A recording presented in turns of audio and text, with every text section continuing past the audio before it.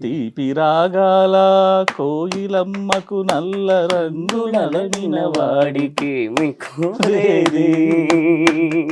కరకు గర్జనల మేఘముల మేనికి మెరుపు రంగు ఇచ్చిన వాడిని అడిగేది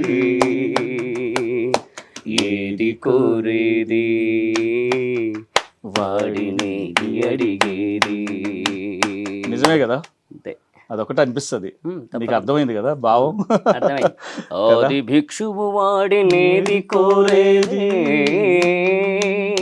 బూడిదిచ్చేవాడినేది అడిగేది ఏది కోరేది వాడినేది అడిగేది. ఏదైనా రాజు జీవితంలో ఒక బ్యాలెన్సింగ్ దేవుడు ఏది చేసినా. అంతే. ఎందుకంటే ప్రపంచంలో ఎంతో మంది ఉన్నా ఈరోజు నీకు వచ్చిన గుర్తింపు చాలా మందికి రాలేదు.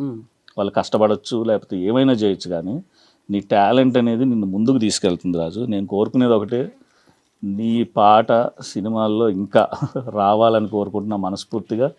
అలాగే ప్రపంచ దేశాలన్నీ తిరగాలి మీరు. తప్పకుండా. ఎందుకంటే ఉన్న ప్రతి దేశంకి వెళ్ళాలి. నీ తెలుగు వాళ్ళు ఇష్టపడే ప్రతి ఒక్కళ్ళు ఎక్కడైతే తెలుగు వాళ్ళు ఉంటారో అక్కడంతా నీ పాట వినాలి. థ్యాంక్ యూ భయ్యా, థ్యాంక్ యూ వెరీ ఎందుకంటే మచ్.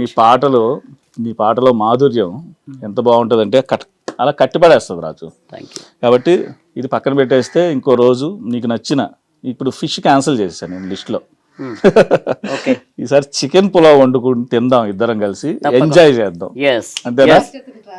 మేమిద్దరం కలిసే తింటాం. మేమిద్దరం కలిసే వండుకుంటాం. మేమిద్దరం తింటాం. అప్పుడు చెప్పాలి రాజు ఎవరి టేస్ట్ బాగుండేది. తప్పకుండా. భయ్య ఫుడ్ తినాలి అంటే తగ్గేదిలా.